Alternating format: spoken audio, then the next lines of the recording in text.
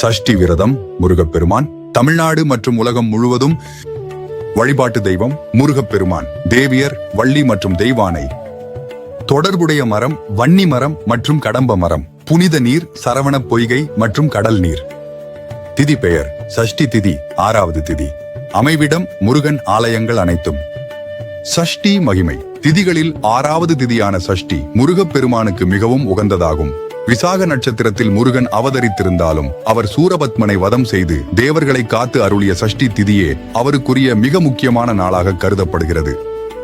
விரத காலம் வளர்பிறை மற்றும் தேய்பிறை சஷ்டி தினங்கள். ஐப்பசி மாதத்தில் வரும் மகா கந்த சஷ்டி விரதம் 6 நாட்கள் கடைபிடிக்கப்படுகிறது. 2026 விரத நாட்கள். 2026ஆம் ஆண்டிற்கான முக்கிய சஷ்டி விரத நாட்கள் ஜனவரி 9 மற்றும் 24, பிப்ரவரி 7 மற்றும் 22, மார்ச் 9 மற்றும் 24, ஏப்ரல் 8 மற்றும் 22, மே 7 மற்றும் 22. மேலும் ஜூன், ஜூலை, ஆகஸ்ட் மாதங்களில் வரும் வளர்பிறை மற்றும் தேய்பிறை சஷ்டி நாட்களிலும் விரதம் இருப்பது சிறப்பு. வேண்டுதல் பலன்கள். சஷ்டியில் விரதம் இருந்தால் தீராத துன்பங்கள் தீரும். குறிப்பாக குழந்தை வரம் வேண்டியும் திருமணம் கைகூடவும் ஏராளமான பக்தர்கள் இந்த விரதத்தை மேற்கொள்கின்றனர். வேண்டிய அனைத்து வரங்களையும் முருகப்பெருமான் அருளுகிறார். விரத முறை. மாதந்தோறும் வரும் வளர்பிறை மற்றும் தேய்பிறை சஷ்டிகளில் விரதம் இருப்பதை மாத சஷ்டி விரதம் என்பர்.